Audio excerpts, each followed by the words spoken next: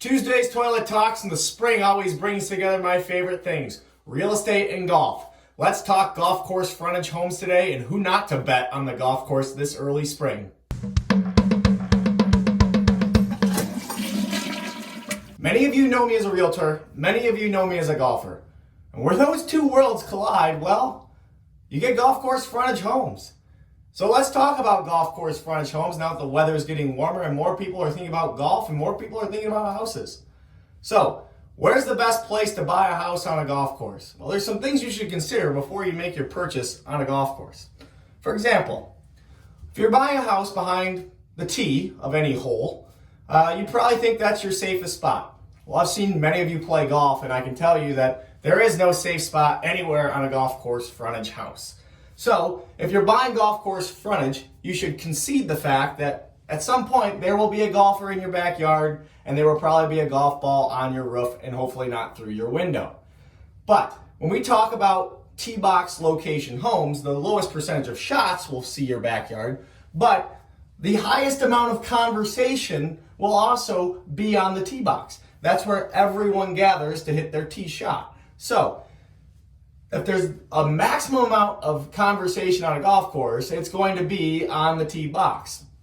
And what you need to know about golf course frontage homes, which people don't think about, is that there is a difference between the front 9 tee box and the back 9 tee box. See, by the time people get to the back 9 tee box, they've seen the beverage cart 3 times.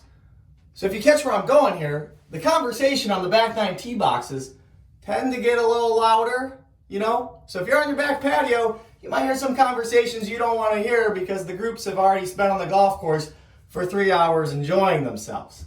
So the other place that people really want to live is on the green, which is probably where my favorite place would be because I'm an early riser.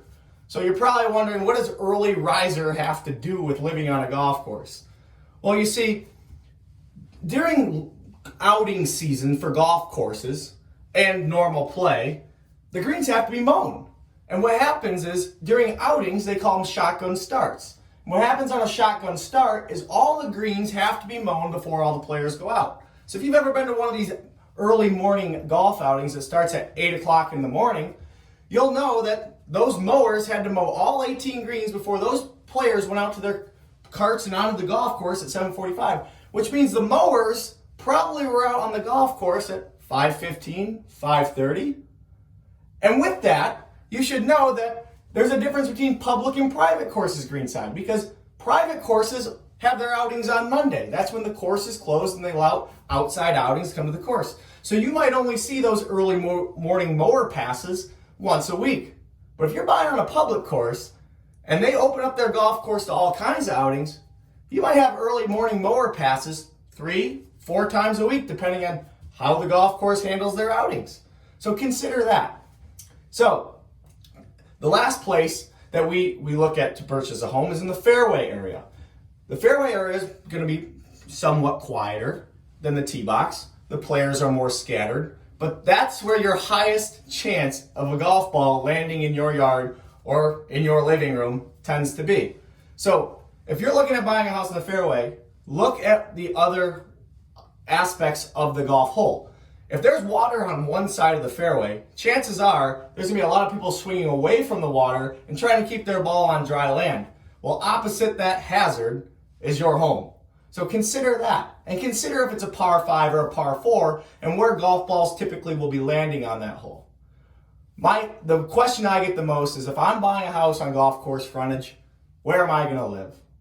And I would love to live greenside somewhere at a golf course because of the fact I'm an early riser, and there is nothing better than practicing your short game, the most important part of your golf game, in those evening times.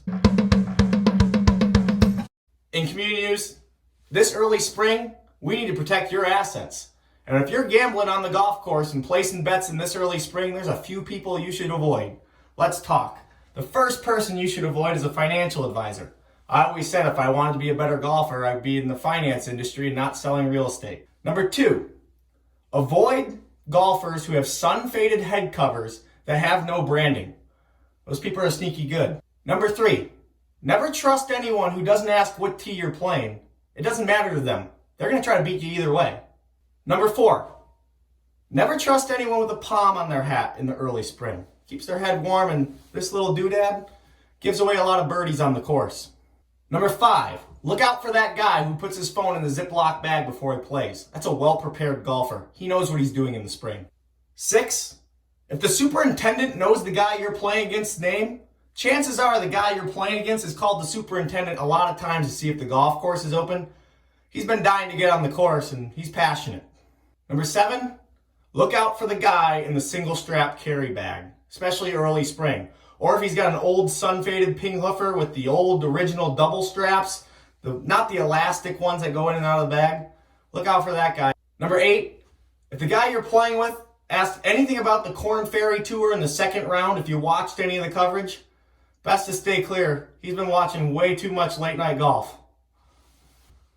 Number 9, look out for the guy who has an exact tee time when the temperature's under 37 degrees.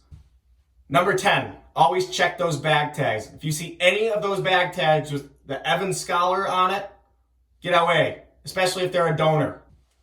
11, if they mention they went to Florida over the winter and don't say anything about any theme parks, don't bet them. Not early in the season. 12, if they have the old FootJoy logo on any of their all-weather gear, stay away. They've been playing in a lot of winter conditions. 13, if they say their spouse went on spring break with their high schooler, means they got an empty house. They're playing with house money. Look out. And 14, look at that towel. Country clubs use these purple towels. If it's clean but faded, like losing the purple tint, get away.